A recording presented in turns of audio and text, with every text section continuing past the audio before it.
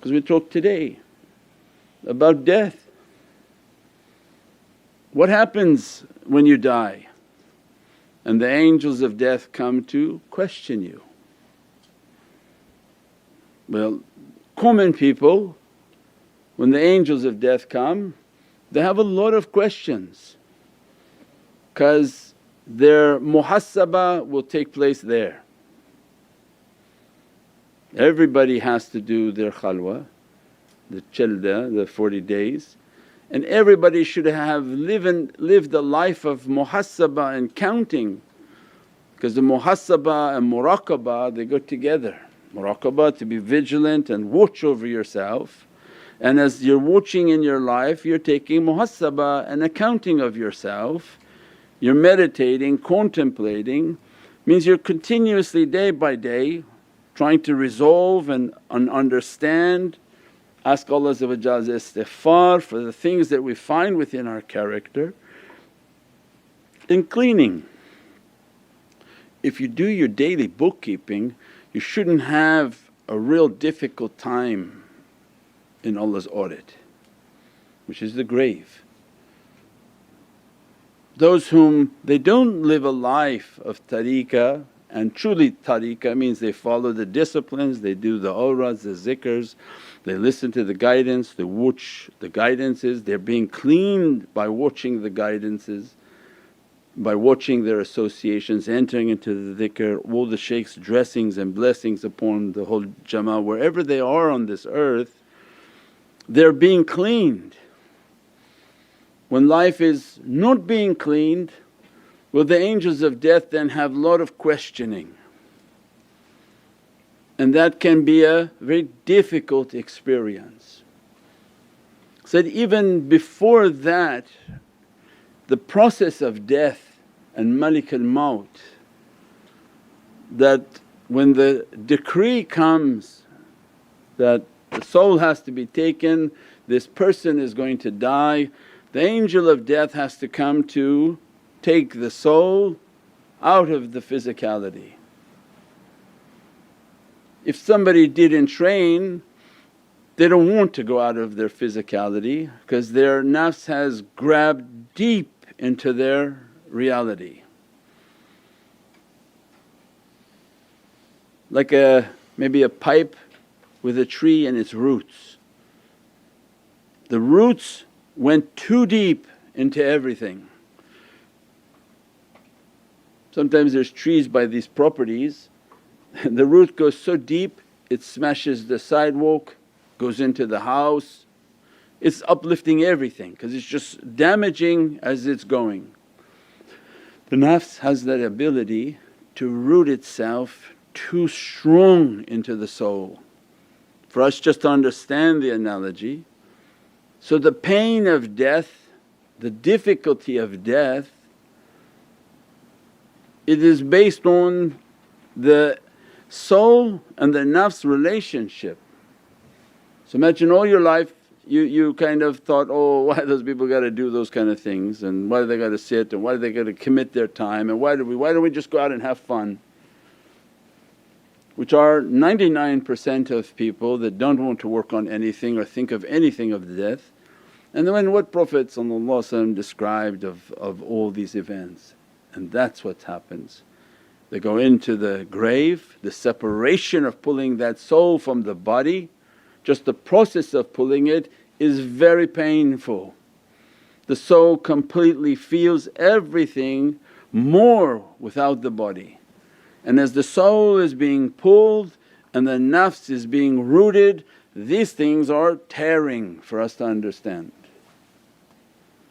So just the step of death can be very horrific, and the difficulties and the pains of death, because the nafs rooted itself in and there has been no cleansing. That's before even the questioning and the accounting that's going to take place. Just at that level, the barakah and the immense blessings of tariqah is that as soon as you enter into the tariqahs, their cleaning service, their job like the iceberg, 90% of their job is unknown to students because it deals with malakut, not dunya. And all the shaykhs and all the Muhammadan kingdom, which are Budar, Nujab, Nuqab, Awtad, Akhyar, Qawth, Jinn, Malaika, all of these categories of saintly souls all have different responsibilities within the Muhammadan kingdom and immense ni'mat from Allah, that those whom enter into the tariqas, they begin their wazifas and awrads, they take their initiation, they begin to do their practices. Every night assigned to them are spiritual beings that come into the home, come over their bed and begin to clean them. Malaika mutahhireen, those whom Allah loves, those whom are mutahhireen, whom are clean and beatific. It's not only that you made that intention through your wudu, because how beautiful can you be through washing outside when your devil's inside. So there must be a secret in making that intention. It is for the tariqas that when you entered the tariqas and you made the intention of your physical wudu, that Allah dispenses these awliya and all those whom are under their service, that send the cleaning crews in. And then they begin every night cleaning and cutting from where the nafs is trying to grow into the soul. Those whom are Ahlul Basira, they see them, they sleep and they say, oh there's all these shadows around me. He said, don't be scared, they're there for work. They're there to clean. Why? Because you're going to be trained on how to bring your soul out. So they must have cut those roots, otherwise nafs won't ever let your soul to go and experience anything. And that's why then Sayyidina Jalaluddin and all their poetry described that this dunya is a zindan for us and we are its prisoners. So it means that the nafs will imprison the soul and not allow it to experience anything. If left to ourselves we will experience nothing. You'll never uplift yourself to get out of that condition. And the only way to get out of that condition is through the barakah of tariqas and awliya, whom they are the helpers of the kingdom. And as a result, from the tools that Allah gives to them of guidance, just some of the understandings of malakut is that when you sleep, you make your intentions for wudu and then you sleep, the cleaning crew is coming. So don't be scared. Oh, I see all these shadows, everything, lie down, you're in wudu and get out of the way. And they come and they begin to clean, You become like a sarcophagus that has to be cleaned out, heavy duty cleaning at first because there's big roots trying to grab the soul, until after they've done so many times their cleaning is basically like polishing. And that's when we talked the night before, then when you do your awrad, do your zikr, do all your practices, what's happening is that you leave your gravitational pull. The gravity of dunya is trying to hold you. That was the E=mc². The mass is attracted to the earth. The more your mass is loving dunya and the more dunya is holding you and rooting into you.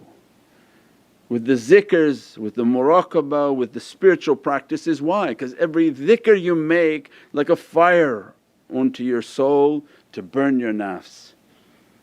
So you're bringing heavenly fires and the nafs is burning like heck.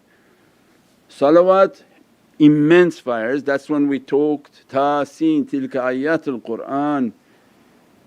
Tasin was the fire that Sayyidina Musa went into that presence. For the nation of Sayyidina Muhammad, look what Allah gave as a gift, I'll send the fire to you. Nabi Musa had to go to a portal to see that flame. That fire that spoke to him is the heart of Prophet, because who's in the heart of Prophet? Allah said, I'm not on heaven, I'm not on earth, I'm on the heart of my believer.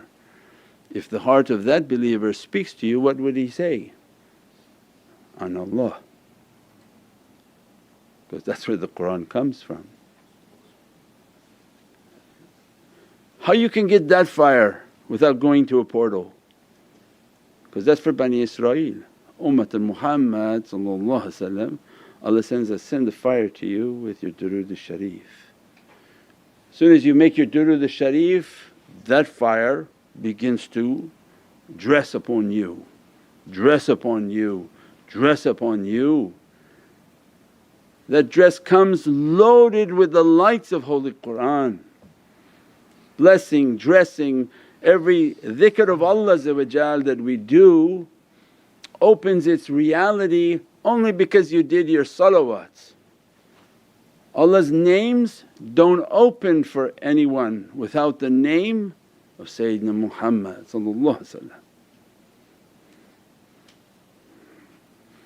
How could Rahman and Rahim truly open for someone if the name of Sayyidina Muhammad Miftah al-Rahmah is the key that unlocks everything from Allah. Means they get a barakah but it's not opening. The opening has to come from the presence of Prophet and Isma Rasul enters in, unlocks the name of Allah, dresses the servant, truly blesses the servant. So means they do their durood al-Sharif, they do their wazifas and awrads and surahs. Because of that reality they're dressed with Divinely fires, Divinely lights, Divinely ornaments. When Allah says for Jummah, dress with the best of what you have, it's not buying a suit from the store. It's come with the dhikr of Allah dressed upon you. This is the best of dresses. As a result, those whom are doing those practices, being cleaned at night, they follow the directions of the shaykh, begin to meditate. As soon as you meditate, as soon as you make intention for the shaykhs to appear, you're not saying, I just want to meditate and I don't know who's going to appear. I call for the madad of my shaykhs and I recite exactly who I want to appear. As soon as you call, they're there.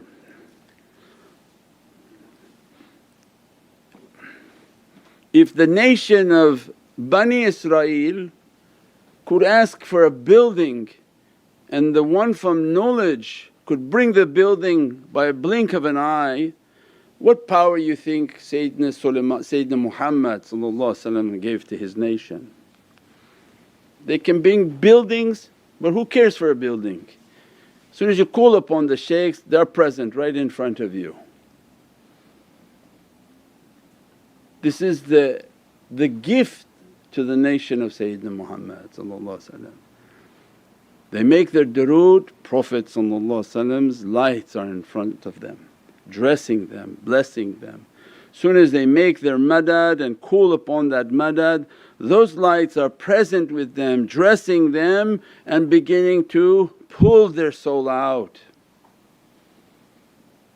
Come and loosen the bars of your zindan, and as a result bring out the prisoner. He's being purchased.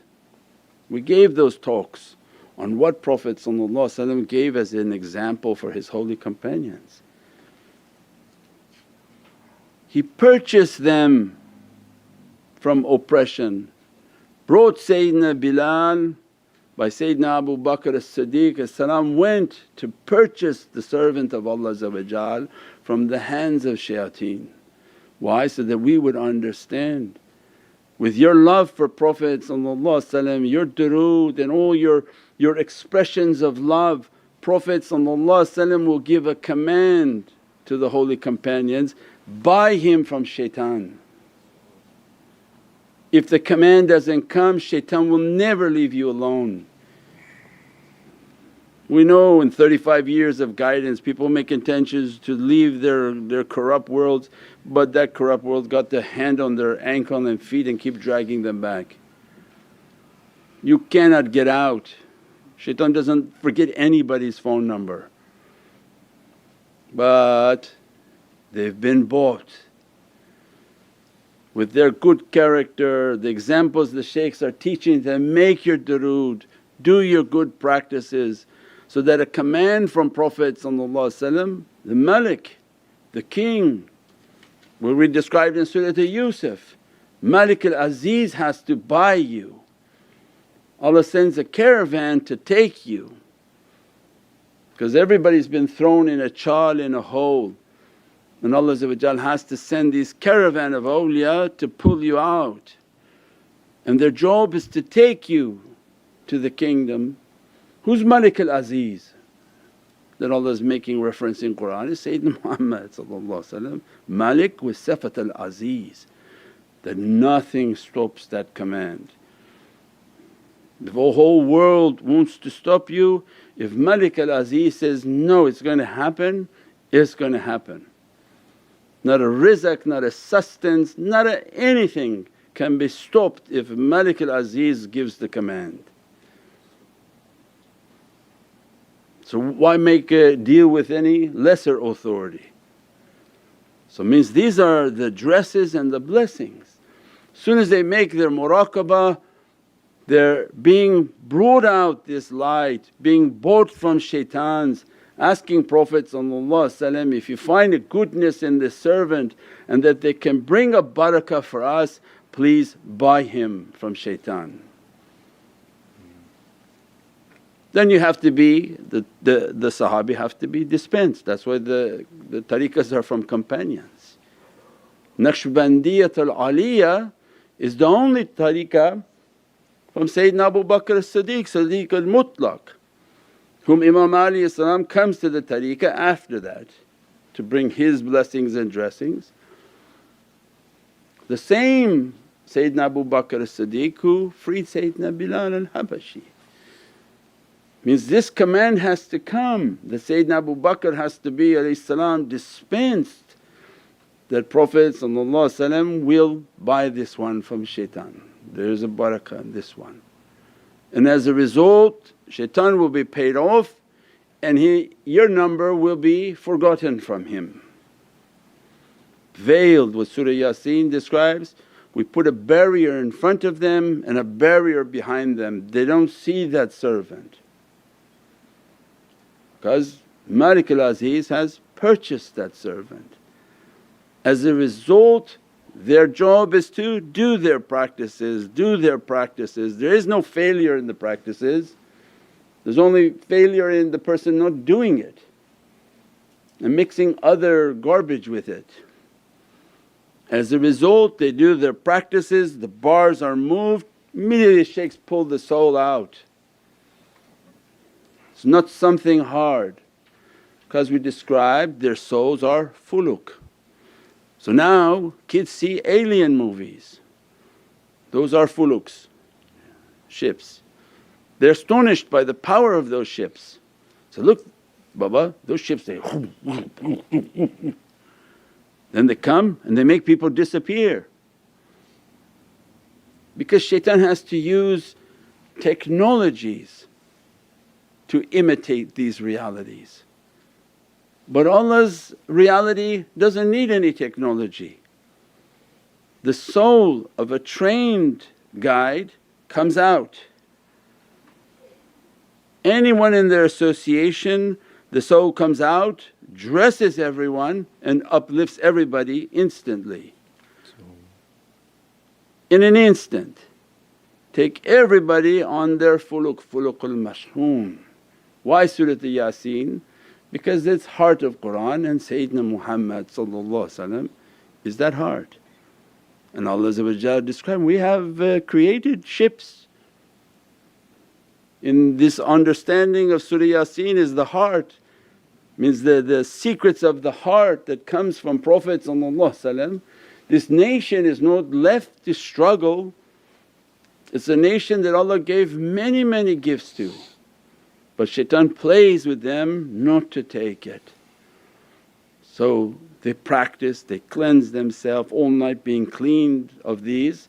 As soon as they make their tafakkur, follow the example, then these souls begin to come out, they begin to get dressed. Then we said before, if you're studying sciences, as soon as you meditate you're no longer hatta dunya,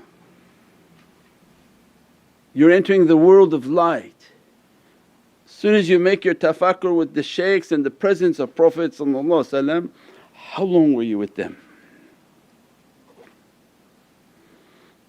This little bit of connection and it starts to work and you feel the presence of the shaykh, you feel that muraqabah, you think 10 minutes, 20 minutes transpired, but you entered into the world of light. Your dunya says it was 10-15 minutes, but your akhirah Prophet describes in hadith, what? Tafakkur sa'ati. There are servants whom their tafakkur of 1 hour is like 70 years of worship. 70 years of worship means as soon as they entered into this malakut and this world of light, were they taken for 10 years, 15 years, 20 years, 2 years? If it's needed and the tafakkur was strong, Prophet is describing, they go 1 hour in that state, that real state in our presence is gone 70 years in this world of light. But you would have felt it like he was there only 5 minutes. It was Isra wa Miraj. Sayyidatuna Isha said his bed was still warm, went, came back.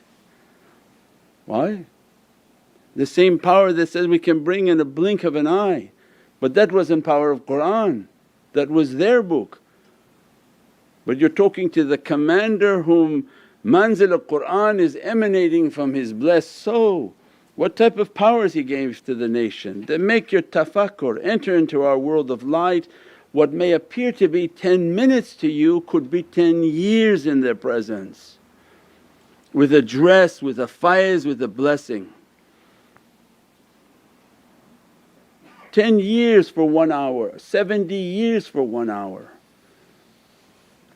What kind of reality is that? The people who do that, let's say daily, means that you could live thousands of lifetimes and you wouldn't achieve what their soul achieves, because they do this every day. Means the immense blessings of this world of light is not something that can be imagined. And we talked about that if we bring out this soul, bring out the power of this soul and start to operate from a world of light, from the realities of light, and what Sayyidina Muhammad wants to dress upon these souls and upon these realities, it can't be imagined. And if you talk too much about it, people become dizzy in their head. Subhana rabbika rabbil izzati amma yasifun wa salaamun al mursaleen walhamdulillahi rabbil alameen. Bi hurmati Muhammad al Mustafa بسير سورة الفاتحة. شافت يا رسول الكريم.